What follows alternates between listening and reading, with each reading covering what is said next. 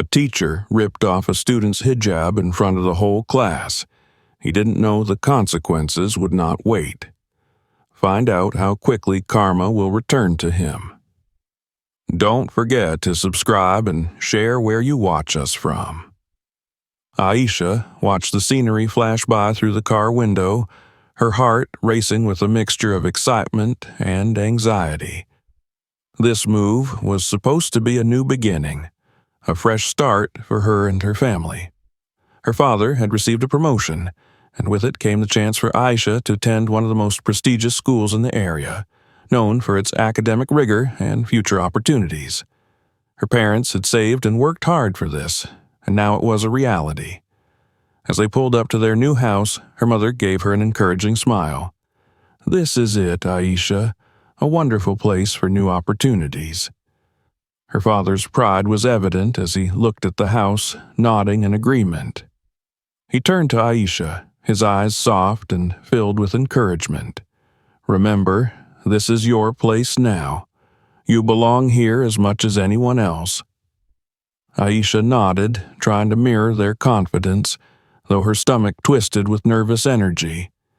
She knew her parents had worked hard for her to be here, and she didn't want to let them down. Standing in front of her bedroom mirror that night, she carefully wrapped her hijab, taking a deep breath as she observed her reflection. This was more than just a piece of cloth. It was a part of her faith, her identity, and a way to carry her culture with pride, just as her family had always encouraged her. The next morning arrived too soon. As Aisha and her parents approached Greenwood Academy, the sheer size and grandeur of the building overwhelmed her. The school grounds were buzzing with students who looked like they'd known each other for years, comfortably moving in their small groups. Aisha swallowed, clutching her backpack tightly, reminding herself that she had every right to be here. Upon entering the school, Aisha felt the weight of the other students' eyes on her. She wasn't imagining the stares, the way heads turned and whispers followed her as she walked down the hall. Trying to keep her composure, she made her way to her first class. Her heart skipped a beat as she spotted the classroom door marked "History, Mr. Harris." She took a deep breath, told herself it would be fine, and walked in. The chatter in the room died down the moment she entered.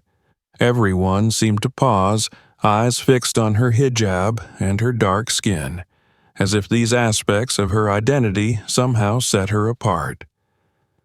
A tall, older man with gray hair and a sharp gaze stood at the front of the room, flipping through a book. Mr. Harris, she assumed. His presence was stern and demanding, and as he looked up, Aisha saw a flicker of something cold in his expression, a brief flash of judgment that made her hesitate. She quickly found an empty seat near the middle of the room, avoiding his gaze and focusing on calming her nerves. "Class, I assume we can keep distractions to a minimum today." Mr. Harris's voice was icy, and Aisha couldn't shake the feeling that his remark was directed at her, though he hadn't mentioned her name.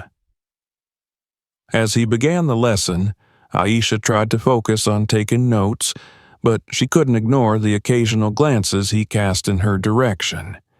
Each time he glanced at her, she felt a wave of discomfort, a prickling sense of being evaluated, as if her mere presence in the room was somehow disruptive.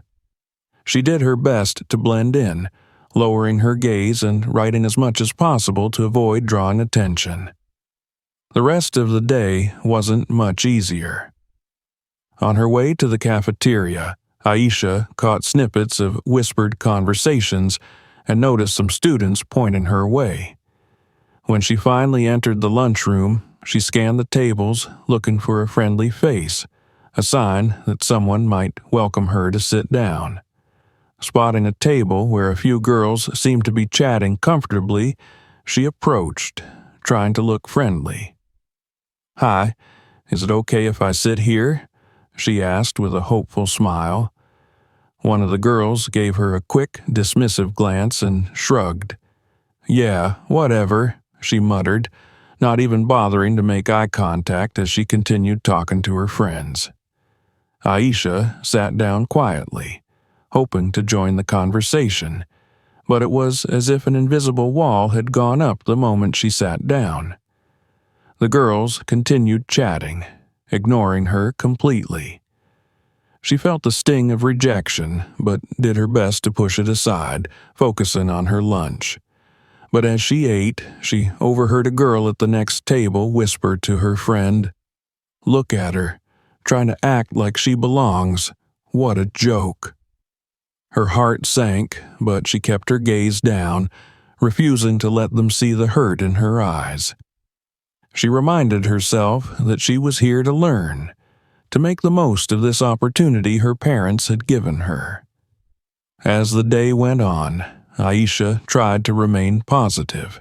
She reminded herself of her parents' encouraging words, and though it was difficult, she held her head high as she went from class to class.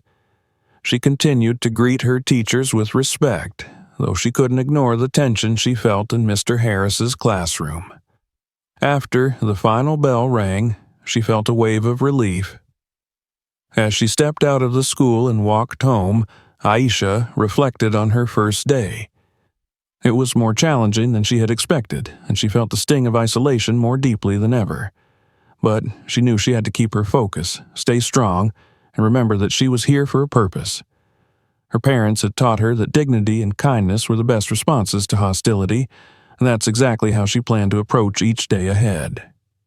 In her room that evening, Aisha took a moment to look at herself in the mirror, her hijab still neatly wrapped.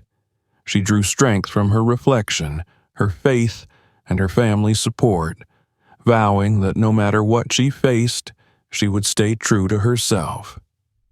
The next few days at Greenwood Academy were no easier for Aisha. She arrived each morning hoping that things would change, that her classmates might give her a chance, that her teachers would recognize her willingness to learn. But instead, the same cold stares and whispered comments continued to follow her through the hallways. It felt as if every eye in the school was on her, judging, questioning her right to be there. Each class was another test of her resilience, but none more so than Mr. Harris's history class.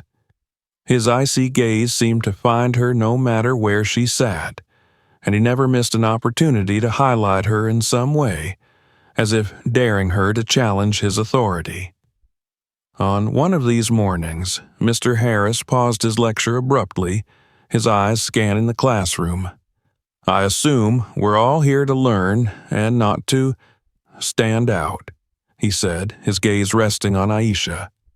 The room fell silent, and Aisha felt a flush rise to her cheeks. She kept her gaze lowered, her fingers gripping her pen a little too tightly. She didn't respond. She knew he wasn't really inviting her to. Over the next week, Mr. Harris's subtle jabs continued.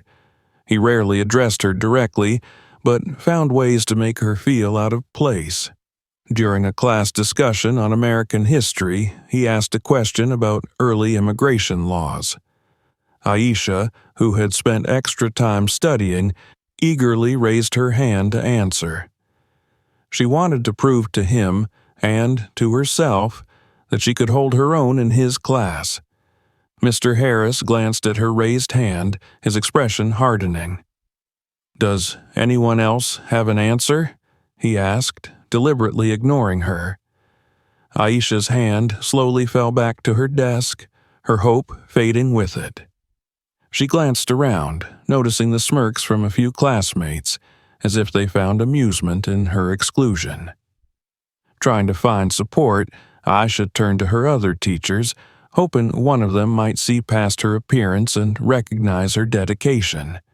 But, time after time, she encountered polite indifference. One teacher she had hoped to connect with, Miss Edwards, often avoided looking directly at her and gave clipped, brief answers whenever Aisha asked questions after class.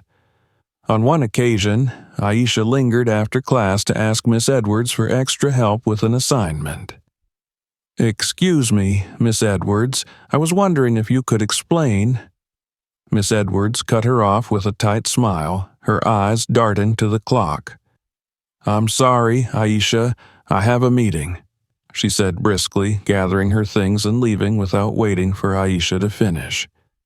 Aisha stood there, feeling as if the door had closed, not just physically, but emotionally. Despite these setbacks, Aisha continued to push herself, reminding herself why she was there. She studied late into the nights, did her homework meticulously, and maintained her dignity even when it felt like the world around her was intent on tearing her down. But Mr. Harris was relentless. One day, as she entered his classroom and took her usual seat near the back, he stopped his lecture mid-sentence, staring directly at her. "Aisha," he said, his tone hard and unyielding, "your presence at the front is distracting. Kindly move to the back where you won't disrupt the rest of the class." The sting of his words struck her deeply, but Aisha gathered her things without a word, moving to the very back row where she could no longer clearly see the board. She felt humiliated and isolated, but she refused to let him see her hurt. She sat down quietly, determined to follow her parents' advice. Remain respectful, rise above. Classmates noticed this treatment, whispering to each other when they thought she couldn't hear. A few of them looked at her with sympathy, others with curiosity, but no one said anything. Aisha felt the isolation even more acutely, knowing that everyone around her saw what was happening and chose to stay silent. Despite it all, she kept her head held high. Each morning, as she wrapped her hijab before school, she reminded herself of its significance and the pride she felt in her heritage. But inside, she couldn't deny the growing weight of the pain and frustration that came from facing prejudice day after day. She wondered how much longer she could endure it without breaking. By the end of the week, she found herself dreading Mr. Harris's class. The classroom, once a place of excitement for learning, now felt like a battlefield. She could feel her confidence slipping away little by little, but she refused to give up. That Friday, she sat in the cafeteria alone, replaying the events of the week in her mind. As she looked around at her peers, chatting and laughing with ease, she wondered why it had to be so hard for her. She wanted so much to be accepted, to feel like she belonged. Yet here she was, isolated and unwelcome, simply because she was different. Her thoughts were interrupted by a couple of students from Mr. Harris's class sitting at a nearby table, their voices low but clear enough for her to hear. "She's always causing a scene, isn't she? I mean, why does she have to wear that thing on her head?" one of them whispered, glancing in her direction. Aisha's heart sank.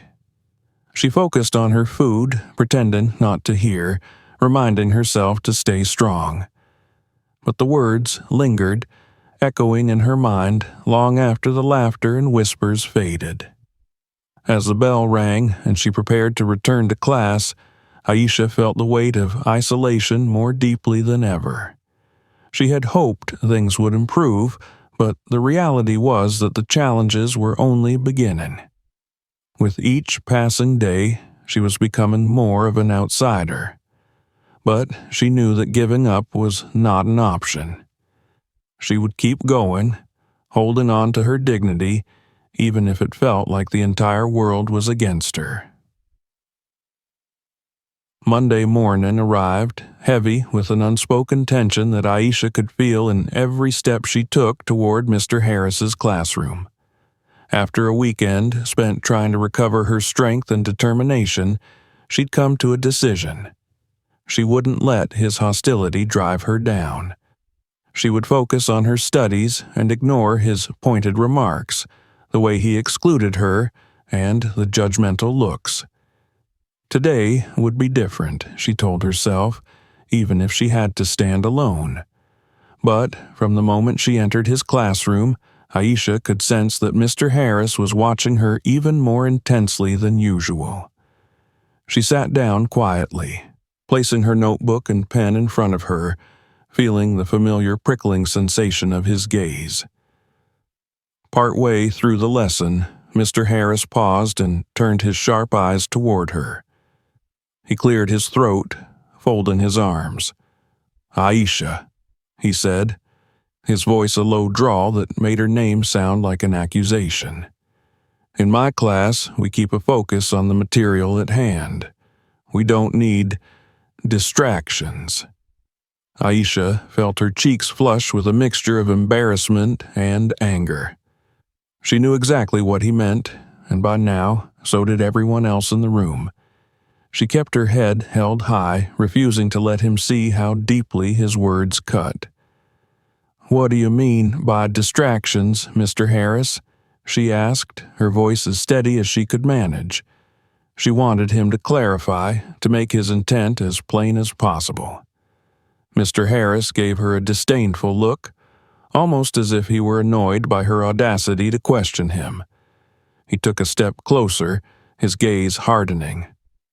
"I mean exactly what I said, Aisha," he replied coolly. "Some things simply don't belong in a classroom where we're here to learn and focus." The classroom grew deathly quiet, the tension palpable. Aisha's heart pounded, but she refused to look away. She knew he was testing her, pushing her, trying to make her feel small, but she was determined to stand her ground. "With respect, Mr. Harris," she began, her voice calm but firm, "my hijab is part of who I am. It's not a distraction. I come to class ready to learn, just like everyone else." Mr. Harris's jaw tightened. His eyes narrowed as he took a step closer to her desk. "Let's be very clear," he said, his tone laced with a barely concealed anger. "In my classroom, we have rules. We keep distractions to a minimum. If you can't respect that, perhaps you don't belong here." The words hit her like a blow. She knew that this was his way of saying she didn't belong at Greenwood Academy at all, but Aisha took a steadying breath, reminding herself that she was stronger than this moment. "I respect your rules, Mr. Harris," she replied carefully, "but I also believe that everyone has the right to be who they are without being made to feel like they don't belong." A small murmur went through the class. A few students exchanged glances, clearly sensing the weight of the confrontation. For a moment, Aisha thought she saw a flash of sympathy in some of their faces, but no one spoke up. Mr. Harris's face flushed with anger, his gaze hardening even further. "This is not a discussion, Aisha. Either follow the rules or find somewhere else to study." His voice was cold, and the implication was unmistakable. Aisha swallowed, feeling the sharp sting of his words, but she knew that backing down now would mean surrendering a piece of herself, a piece of her dignity. So she held her ground, her voice unwavering. "I'm here to learn, Mr. Harris, just like everyone else." The silence in the room felt heavy, almost suffocating. Mr. Harris's eyes burned into her, but he said nothing more. After a tense moment, he returned to the front of the room, resuming his lecture as if nothing had happened. But for Aisha, everything had changed. She had faced him, challenged him, and stood by her beliefs, and though her heart was pounding, she felt a surge of pride. Even in the face of open hostility, she had not allowed herself to be diminished. As the bell rang, signaling the end of class, Aisha gathered her things, her head held high. She could feel the eyes of her classmates on her, and though no one approached her, she sensed a shift. She knew that some of them had begun to see the injustice of Mr. Harris's treatment. It was a small comfort, but in that moment, it was enough. The next few days passed in a blur for Aisha. She felt the impact of that confrontation with Mr. Harris in every class, every interaction. Some students still cast judgmental glances her way, but others seemed to look at her with a new respect, an acknowledgement of the courage it took to stand up to their most feared teacher. Yet, if Aisha thought her resistance would earn her even a shred of respect from Mr. Harris, she was quickly proven wrong. Mr. Harris's hostility only grew. He no longer tried to mask his disdain for her. It was as if her willingness to speak up had sparked something bitter and unrelenting in him. Every morning, she felt his gaze linger on her hijab with a clear message. She was unwelcome here. One afternoon, while the students were silently working on an assignment, Mr. Harris strode over to Aisha's desk, his footsteps echoing loudly in the stillness of the room. Aisha looked up, feeling his shadow loom over her. "Stand up, Aisha," he commanded, his voice low but laced with anger. Confused, Aisha put down her pen and stood, feeling every eye in the room fixate on her. She swallowed, willing herself to remain calm. Mr. Harris's gaze swept over her, stopping at her hijab with a look of unmistakable disdain. "I've told you before, this," he gestured sharply to her hijab, "is a distraction. This is a classroom, not a place for symbols." Aisha's cheeks burned, her heartbeat thundering in her chest. She felt the weight of his words, the judgment pressing down on her. But she steadied herself and met his gaze. "With all due respect, Mr. Harris," she said, her voice clear and unwavering, "my hijab is not just a symbol. It's part of my identity, my faith." He sneered. "You want to talk about respect? Respect means following the rules of the classroom." He took a step closer, his hand reaching out, and for a moment, Aisha felt the cold chill of fear creep up her spine. It was as if he intended to remove her hijab himself. But Aisha reacted instinctively, stepping back and holding her hijab firmly in place. Her eyes were wide with shock, her body tense, but her voice remained steady. "Don't touch me," she said, her tone quiet but resolute. The class was silent, the tension almost tangible.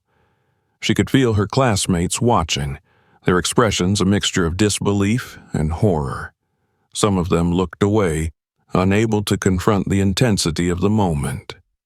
Mr. Harris's face flushed with anger, but he withdrew his hand, clenching it into a fist at his side. "You're being insubordinate, Aisha. This is your final warning." Aisha held her ground, her gaze steady. "I'm here to learn, Mr. Harris, and I'll continue to follow the school rules, but I won't let you or anyone else tell me to change who I am." He stared at her for a long moment, his face twisted with frustration.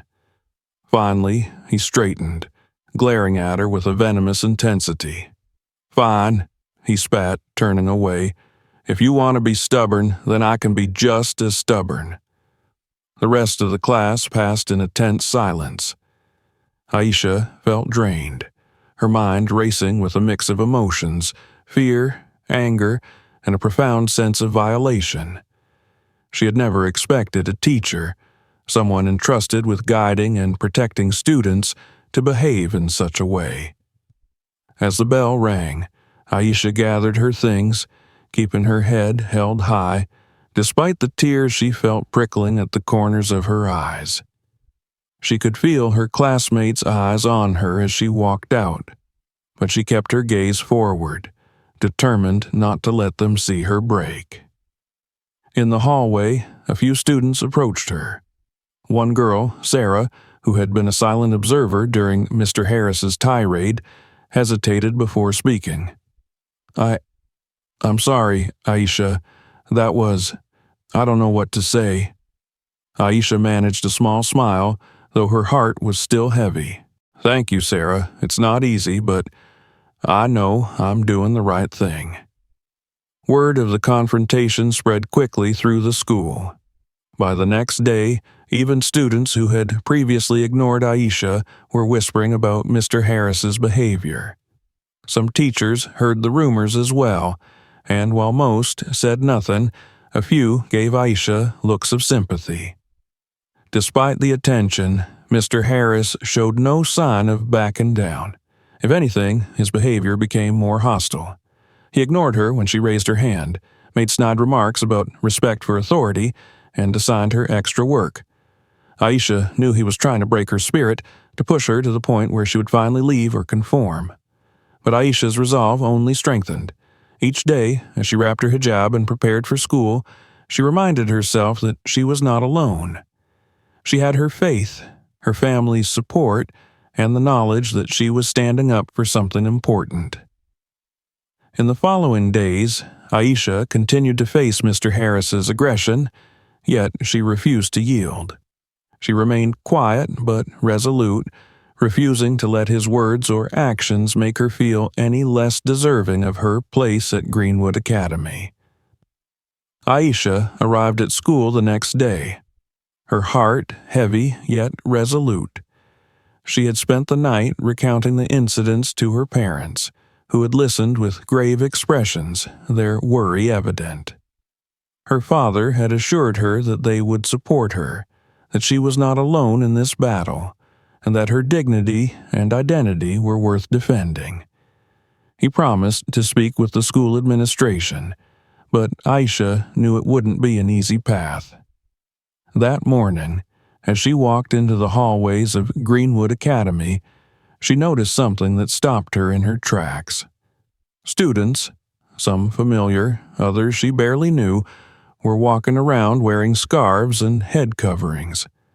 A handful of them wore loosely draped scarves, while others had carefully wrapped them, and although they did not wear them for religious reasons, their solidarity was clear. She felt her chest tighten with a mix of surprise and gratitude. They were standing with her. Aisha noticed Sarah, the girl who had spoken to her after Mr. Harris's confrontation, wearing a scarf over her hair. Sarah caught her eye and offered her a reassuring smile. "Good morning, Aisha," she said warmly, as if to say, "You're not alone."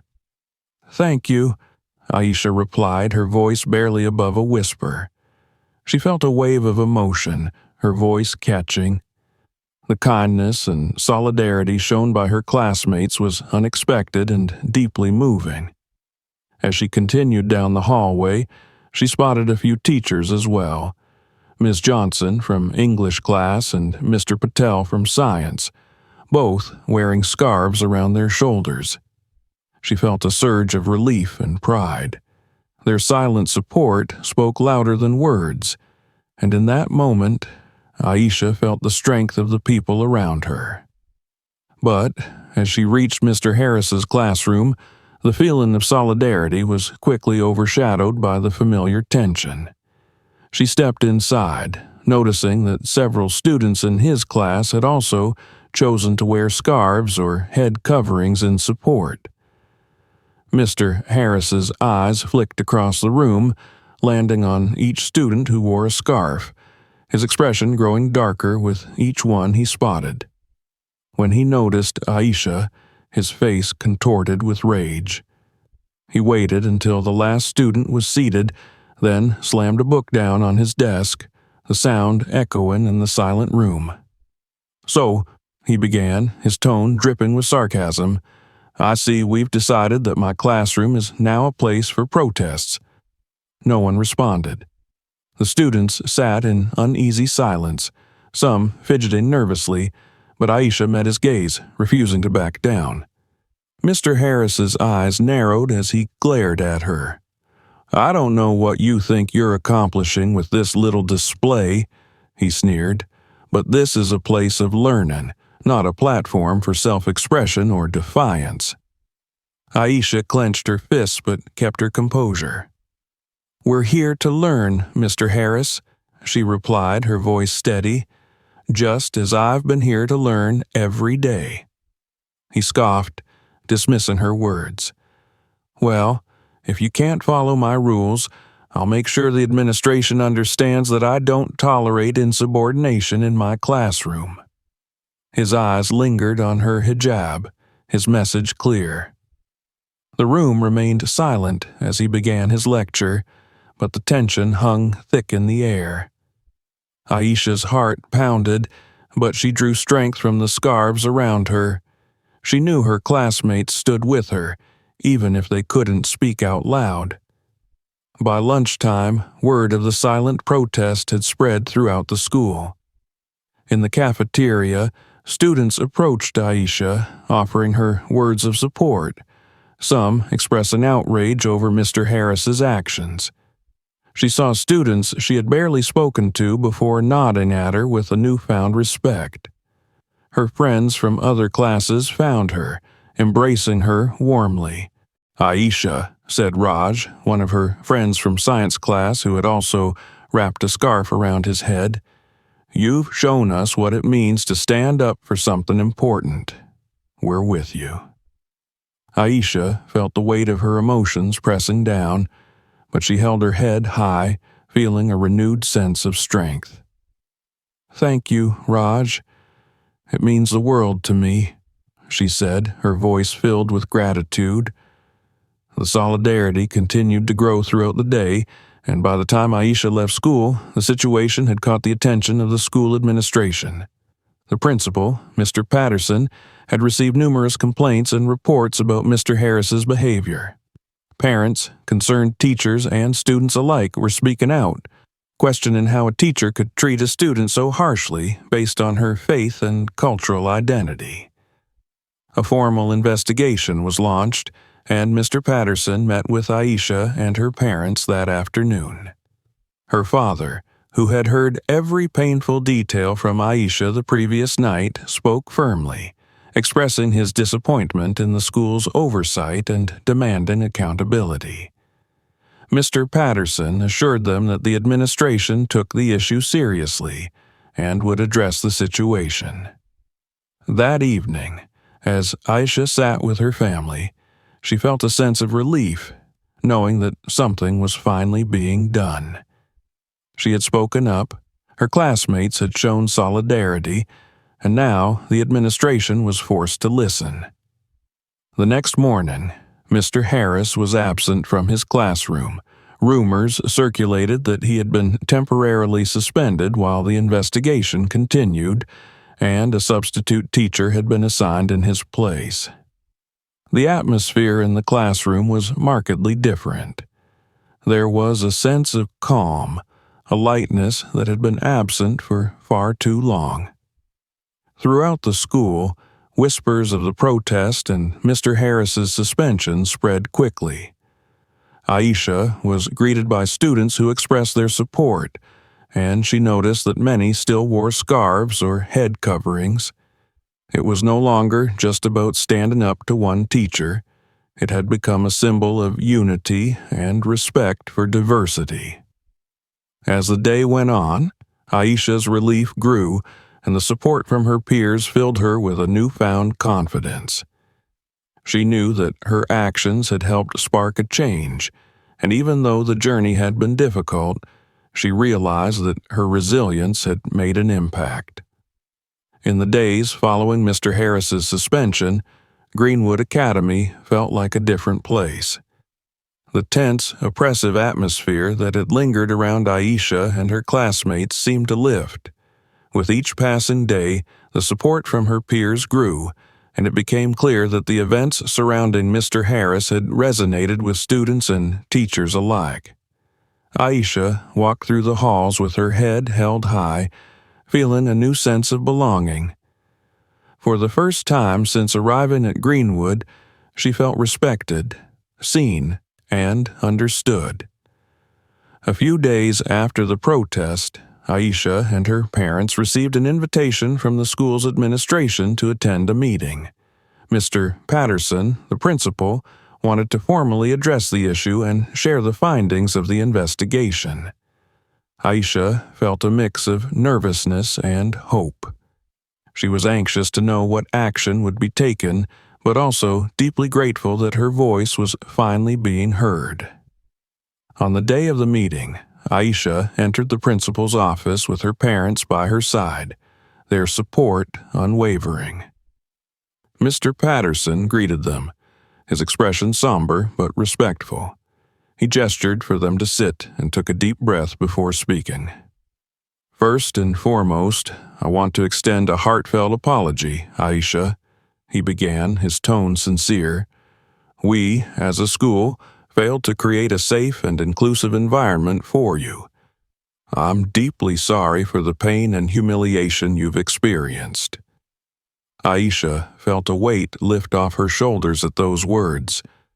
She had dreamed of this moment, of someone in authority finally acknowledging the injustice she had endured. She glanced at her parents, who gave her encouraging nods. Mr. Patterson continued, "Following our investigation, we've come to understand the full extent of Mr. Harris's behavior. His actions were not only unacceptable, but violated the core values we strive to uphold at Greenwood Academy. As of this week, Mr. Harris's employment has been terminated." Aisha felt a wave of relief wash over her, though the decision was bittersweet. No one deserved to lose their livelihood, but she also knew that accountability was essential. Mr. Patterson paused, allowing Aisha to absorb the news, then continued, "This situation has taught us all a valuable lesson. It's clear that we need to implement significant changes to ensure this never happens again. Going forward, we will be introducing a comprehensive diversity and inclusion program for both staff and students. All teachers will undergo training on cultural sensitivity and respect for personal identity." The commitment to change filled Aisha with hope. It was a small step, but a crucial one. She looked at Mr. Patterson, grateful for his words, and nodded. "Thank you, Mr. Patterson. I hope this helps everyone understand that our differences should be respected, not judged." Mr. Patterson nodded solemnly. "Your courage has opened our eyes, Aisha. I hope you know that what you've done here will leave a lasting impact. I am truly sorry for the way we failed you, and I want you to know that Greenwood will be a better place because of your strength and resilience." The meeting concluded with a formal letter of apology issued by the school, recognizing the pain Aisha had endured and the changes that would be made in response to her experience. As she and her parents left the office, Aisha felt a renewed sense of pride and relief. Justice had been served, and her actions had sparked meaningful change. That afternoon, an assembly was held to inform the student body of the school's new policies and to acknowledge the importance of respect for all cultural and personal identities. Mr. Patterson stood on stage, his voice strong and clear as he addressed the students. "Today," he began, "we acknowledge the courage of one of our students, Aisha, whose resilience and commitment to her beliefs have opened a path toward a better, more inclusive Greenwood Academy. We are implementing new policies to ensure that every student feels safe and respected, regardless of their background, beliefs, or identity." A ripple of applause filled the auditorium. Aisha felt her friends' hands reach out to her, their support solid and unbreakable. She glanced around, seeing faces filled with pride, admiration, and understanding. As the students filed out of the assembly, several classmates approached Aisha, offering their apologies and support. One of them was Sarah, who had been part of the silent protest in Mr. Harris's class. "Aisha," she said, her voice soft, "I'm so sorry for everything you went through. I should have spoken up sooner." Aisha smiled, feeling a deep warmth in her heart. "Thank you, Sarah. Your support meant everything to me." One by one, more students came forward, some offering apologies for not realizing the full extent of what had happened, others expressing their admiration for her bravery. Each apology and gesture of kindness filled Aisha with a sense of closure. She no longer felt like an outsider. She was part of a community that had chosen to stand with her, even if it had taken them time to get there. As she walked through the hallways later that day, she noticed the school's atmosphere had changed. Conversations about diversity and respect were happening openly among students and teachers alike. Her friends, Raj and Sarah, approached her at lunch, beaming with pride. "You did it, Aisha," Raj said, a hint of awe in his voice. "You changed things." Aisha felt tears prickling at the corners of her eyes. "We did it," she replied, reaching out to hug them. "I couldn't have done this alone." In the weeks that followed, Greenwood Academy continued to implement changes. A diversity and inclusion committee was formed, consisting of both students and teachers, tasked with creating a more welcoming environment for everyone. Students began discussing their own backgrounds and stories, learning from each other, and finding common ground. Aisha's experience had become a catalyst for positive change, a reminder that unity could be found in differences. One afternoon, as Aisha was leaving school, she felt a tap on her shoulder. She turned to see Mr. Harris standing there, his expression uncertain and vulnerable. She felt a pang of surprise, unsure of what to expect.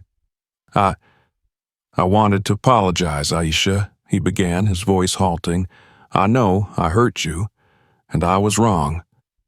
I was wrong to judge you, and I've lost a lot because of it." Aisha listened, her heart steady. She could see the regret in his eyes, the weight of his actions clearly having left their mark.